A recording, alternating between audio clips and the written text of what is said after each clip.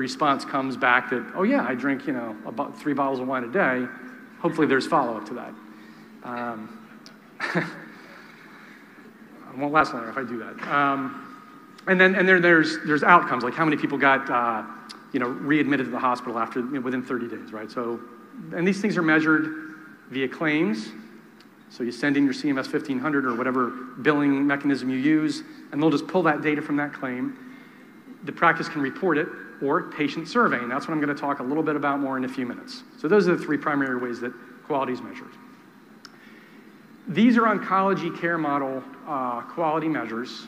So it's specific to that model, but there's kind of, hopefully this will make sense and you get the spirit of it.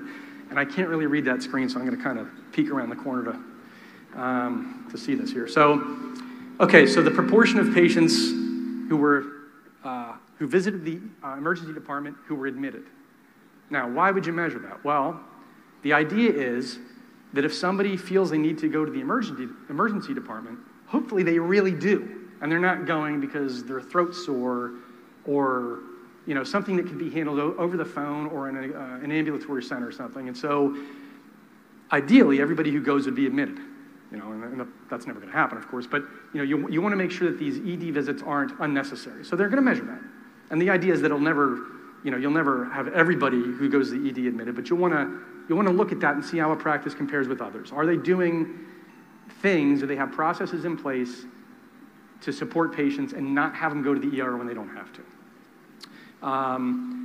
Proportion of patients who died who were admitted to hospice. The idea there is, many people at the end of life don't want to die in a cold, sterile hospital room. They'd rather be at home surrounded by their family and loved ones and their dog and the bed that they've lived in. And I think there's a sense that maybe these hospice conversations don't happen, as often as maybe they could. And so what do? Well, you measure it, and you incentivize people to start to incorporate those end-of-life conversations in care planning. And so I won't go through them all, but you get the idea, right? Whoops. Okay, this is a very specific clinical quality measure, and it's basically, this is a standard of care thing. So for certain patients with genetic, with HER2 expression, trastuzumab is a chemotherapy that it's like, you use this. For these patients, this is the standard of care.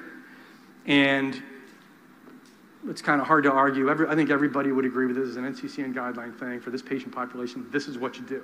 And this is one of those measures. I said you could look them up. If you look it up, this is the kind of detail you'll find. You'll find out exactly how they measure it, how they capture it. It's, it may not be the most fun reading, so if you don't do it, that's okay. But just to sort of show you, it's not just a very vague one line of like, give trastuzumab to the right people. They flesh it out very specifically, so you know what they mean. Patient-reported experience of care. Now, this is why I would say where you guys come in maybe the most.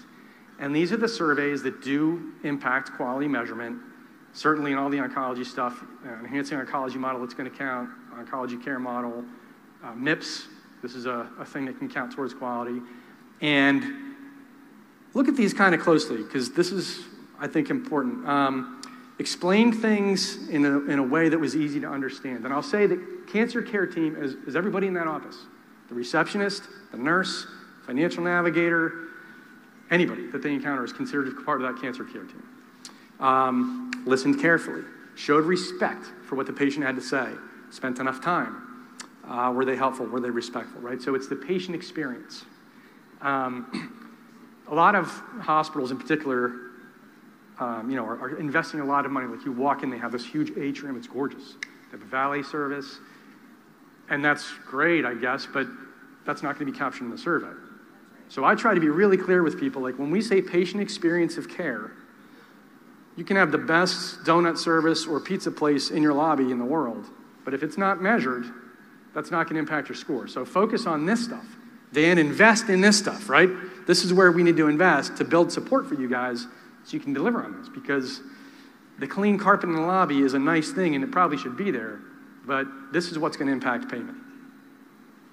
All good? This is a patient experience in MIPS, and it's very similar. Were they helpful? Were they respectful?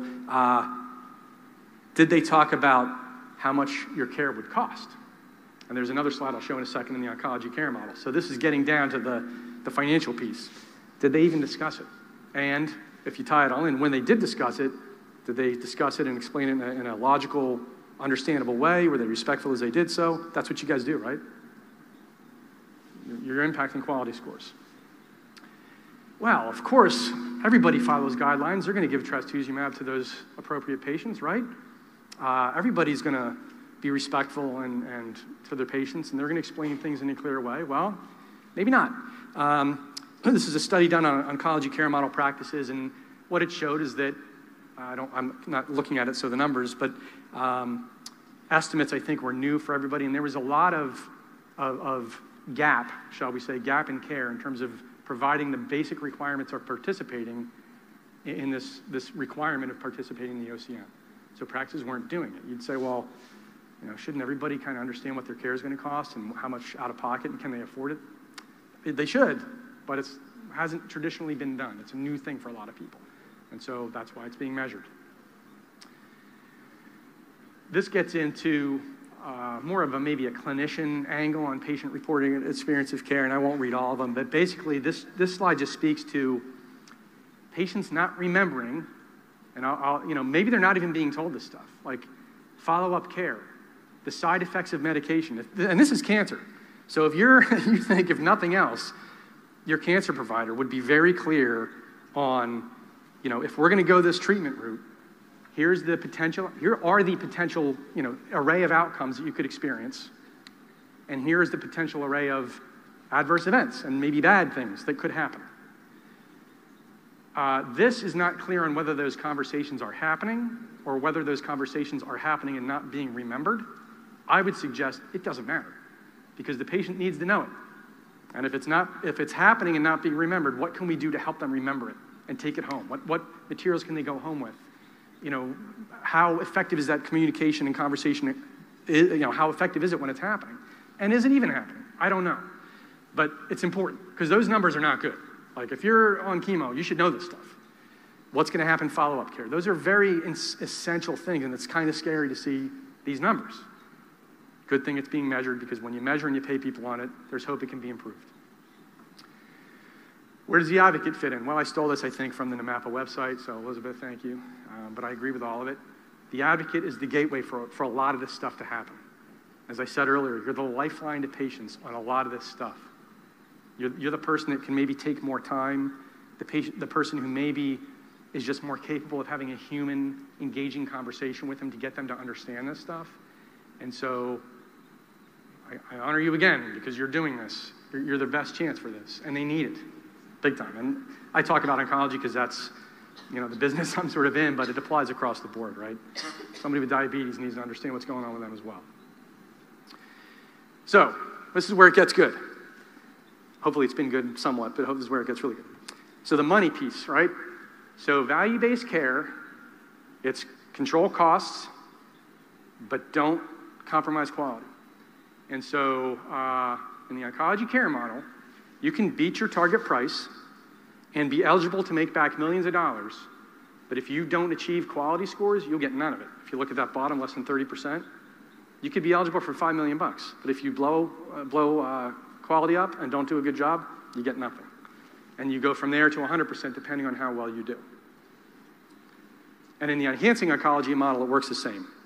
And a sort of a cool thing with the enhancing oncology model is if you owe a penalty to CMS, you can pay less penalty if your quality scores are high. So that's kind of I like that idea. It's a nice sort of tweak on this. This was just, it can only hurt you if you screw it up. With the EOM, it can mitigate money you owe back if you do a really good job on quality. Personally, I think that's a nice addition to that model, a nice enhancement. In MIPS, same thing. I'm not going to belabor this because my time's sort of speeding on, but you see quality, it's over the years has become a little bit less, but it's still a pretty big chunk of that. And the reason they did this was because they wanted to get people acquainted with the model, give them a chance to sort of ease into it and have more be based on quality as opposed to cost and some of these other things. But it's still, quality, which is the orange, is still a big factor. And so you could kill it with MIPS. You could be eligible to earn that, 9 or 12% bonus payment in the future based on how well you did, but not if you didn't deliver on quality. Here's a real-world example. And this is from Pioneer ACO. This is a few years old. And I got to look at the slides so I don't get the names wrong. But this should be an eye-opener. If you remember nothing, you're going to remember this, I suspect. So what you see, and this is publicly available data, you see the organizations to the left, and let's see if I get this to work. No, I can't. All right.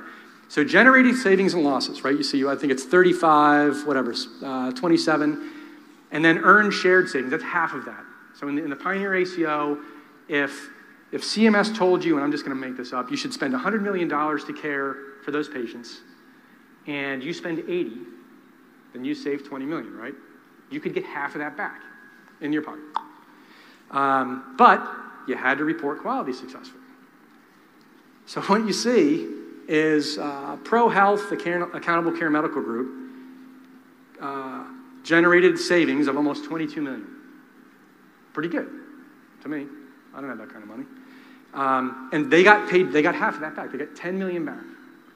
So that's the beauty of value-based care, and like a shared risk model is you're reducing total cost of care, which by the way is your revenue stream. I could do an hour on that next year maybe. So you're reducing your revenue stream if you're controlling cost of care, right? Because that means you're billing us. Because revenue to a practice is cost to CMS. When we say reduce cost, you're reducing your revenue. But it works because your margin on that reduced revenue, if you get it back, is 100%. It's the best margin you're ever going to get. You can't get better than that, right? So that's when these models work. But you've got to deliver quality because the people right underneath, Nevada Primary Care, almost the same exact number, right? Almost $22 million in savings. They should have got back 10 million. They got nothing. Why? Because if you look at successfully reported quality, it goes to a no.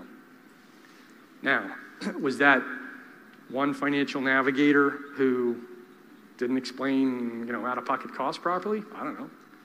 Was it maybe the financial navigation or care coordination or financial counselor department was understaffed and didn't have the time to meet and spend the kind of time with everybody? Could be. I don't know the answer to that, but it very well could be. What we do know is it's a quality-related issue. They could have got back $10 million, and they didn't because they didn't deliver on quality. So there's the budget conversation, right? Hopefully I've delivered on that promise I made a few minutes ago. It really, really matters. Not to mention the savings and write-offs that a system can save if they have people that can connect them with foundations and support to get the money that they can't pay out of pocket and have somebody else pay it. There's a system I worked with a few years ago, and it was interesting because they had, at the time, and I don't know if this still is the case, but McKesson had this program where they would have somebody go and sit in an IDN and work with patients who are underinsured or uninsured to get them some sort of funding or support. And it was no cost to the IDN. It was a service McKesson provided. And I, down in the basement of this, dungeon, I found this woman, and she was wonderful, and we had many conversations.